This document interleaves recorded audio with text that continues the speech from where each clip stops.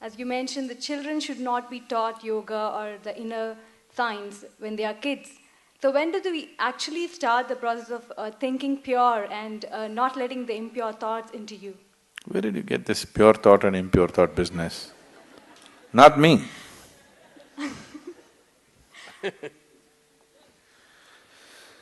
Thought, whatever kind of thought you have,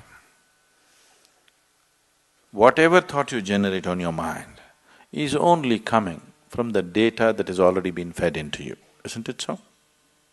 Hmm? You can use it, permutations and combinations of it and produce million varieties, but essentially thought is coming from the data that has already been fed into you. If you go about sifting in the mind, what is pure thought, what is impure thought, oh, you will go.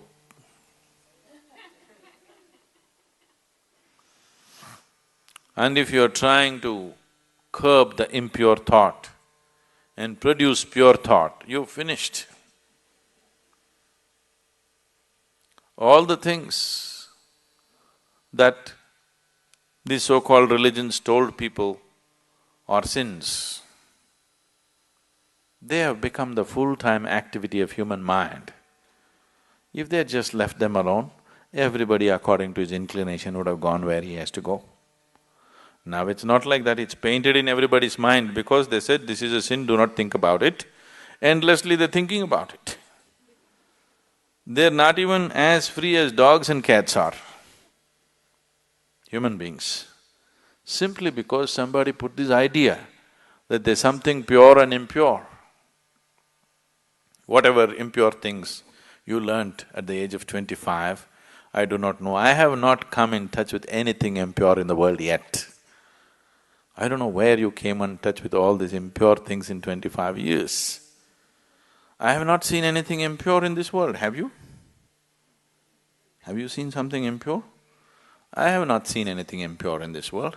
There are different kinds of people with different kinds of problems and limitations and nonsense. I don't think it's impure. Process of purification.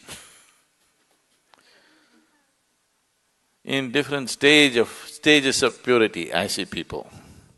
And first of all, this idea of pure and impure is a very sick idea. There's just life around you. There's only life around you. If you're labeling certain aspects of life as pure and certain aspects of life as impure, there is a serious problem. I want you to understand this problem is far more serious than most people really look at. It is that serious.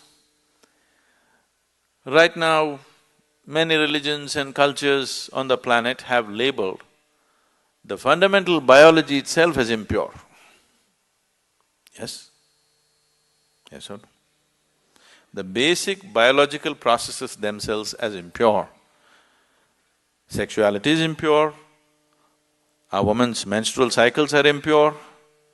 What the hell, you're born out of it, then you are also impure, everything in the world is impure, creation is impure. If you like that word, you can use it. But who are you to decide what is pure and impure? This is the way life is made, isn't it? It all depends on how you do what you do, isn't it? With how much awareness you approach it. The same things can become beautiful, the same things can become ugly, depending upon who is doing it and how he is doing it, isn't it so? Yes. Something as simple as eating. Eating can be a beautiful experience, not just for nourishment, even as an experience, it can be a beautiful experience. Somebody eats like this, you just look at that whack. Everything can be done like this, isn't it so? Who is doing it? How it is being done, that's what makes the difference. So this prejudice as to what is pure and impure has destroyed this humanity in such a bad way. Pure thoughts and impure thoughts, oh, if you sift through this, you're finished. All thoughts are just junk, okay? Essentially, they're coming from the limited experience of past. These thoughts are useful for your survival process. You picked up some amount of information, you want to survive in the world, this information is useful. If you're looking at life itself, these thoughts are meaningless. What happened yesterday actually has nothing to do with what's happening right now in this moment, isn't it so? But in terms of your survival in the world, you need to remember a few things. You need to use your old knowledge to earn your living on the planet. But in that, don't brand something as pure and impure. This can completely freak your life out. There's nothing pure, there's nothing impure. Life is just the way it is. It's for you to make it wonderful or make it ugly. Every aspect of your life. Yes? Every aspect of your life. You can either make it beautiful or you can make it ugly. If you're aware, you will make it beautiful. If you're doing things compulsively, you will make it ugly.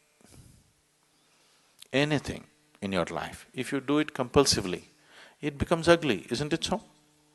If you do it consciously, it can be made beautiful, everything. From the smallest thing to the biggest thing, everything can be made beautiful if you do it consciously. And everything can be turned to an ugly mess if you do it compulsively.